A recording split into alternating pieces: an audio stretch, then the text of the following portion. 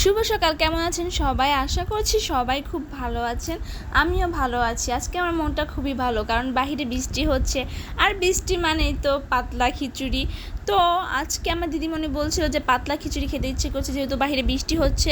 তো কেননা আজকে পাতলা খিচুড়ি রান্না করা যাক। তো কিছু না ভেবে এখানে বসিয়ে দিয়েছি পাতলা খিচুড়ি। তো খিচুড়িটা খুবই টকবগাচ্ছে, এবং খিচুড়িটা আমি আসলে একবার সংবাদ দিয়ে বসাইনি, পরে সংবাদ দিয়েছি। এদিকে খিচুড়ি রান্না শেষ, আর সাথে আমি ভেজে নিচ্ছি ইলিশ মাছ।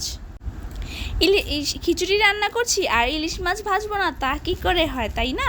তো ফ্রিজে ইলিশ মাছ ছিল, কিছু না ভেবে ইলিশ মাছগুলো ভেজে নিয়েছি। তো এইদিকে রান্না টান্না শেষ, তো দিদিমণি খেতে বসেছে। দিদিমণি ইলিশ মাছ দিয়ে খিচুড়িটা খুব মজা করেই খাচ্ছিল, তো আমি দেখলাম। তো এইদিকে আবার আমারও ক্ষুধা লেগে গিয়েছে, তো আমিও খিচুড়িটা খেতে বসে গেছি। আমি নিয়েছি ইলিশ মাছ, আর সাথে নিয়েছি একটু আচার।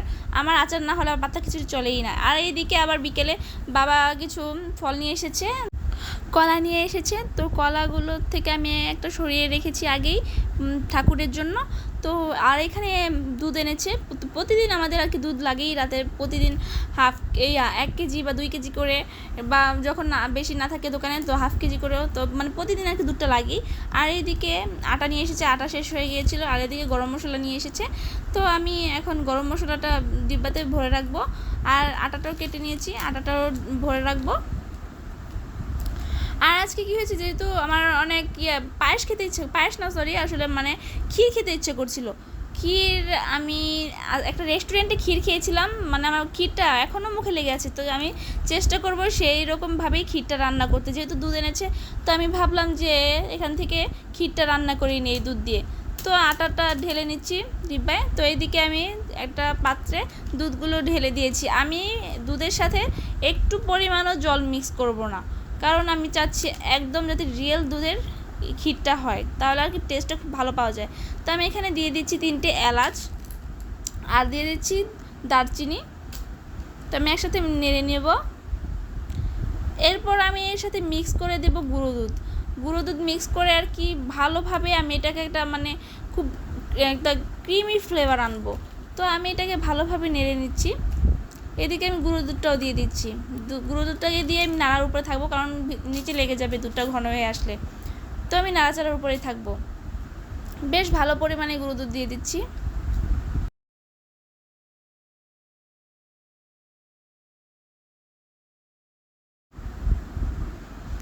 আমি একটু পরপরই নেড়ে নিব। তো এইদিকে আবার আমি চালগুলো দিয়ে দিয়েছিলাম। তো চাল দিয়ে অনেকক্ষণ আমি এটাকে রান্না করেছি। তো দুধটা প্রায় অনেকখানি ঘন হয়ে এসেছে, চালটা প্রায় ফুটে এসেছে। তো এই যে চালটাও ফুটে এসেছে, দুধটা একদম ঘন হয়ে গিয়েছে। তো আমি সামান্য একটু পরিমাণে আর একটু টানাবো, তারপর আমি নামিয়ে নিব। আমি আসলে প্যাকেট ক্ষীর মিক্সটা নিয়েছি, এটার মধ্যে সাবুদানা, পোলাও চাল, বাদাম সব কিছু একসাথে মিক্স করা থাকে, বেশি ঝামেলা করা লাগে না। তো আমি সেটা দিয়ে রান্না করেছি। তো এই যে আমার পায়েস রান্নাটা ক্ষীর রান্নাটা শেষ। তো আমি ক্ষীরটাকে পরিবেশন করে নিচ্ছি। আমার একটা মাটির পাত্র ছিল, এটাতে আসলে দোকান থেকে আমি ক্ষীর কিনে খেয়েছিলাম। তো সেটাতেই আমি আজকে পরিবেশন করছি।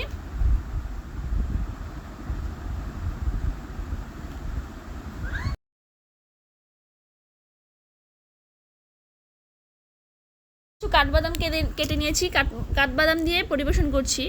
ক্ষীরের সাথে কাঠবাদাম দিলে খেতে খুবই দারুণ লাগে। তো আমি উপরে কাঠবাদাম চিটিয়ে দিচ্ছি। তো দেখুন কেমন হয়েছে, খুবই আমি খেয়ে দেখেছিলাম, খুবই টেস্ট হয়েছে এবং দেখতেও খুবই সুন্দর হয়েছে, পুরো রেস্টুরেন্ট স্টাইলে। তো আজকে আমার এই ভিডিওটি এই পর্যন্তই। সবার ভালো লাগলে পাশে থাকবেন, সাপোর্ট করবেন।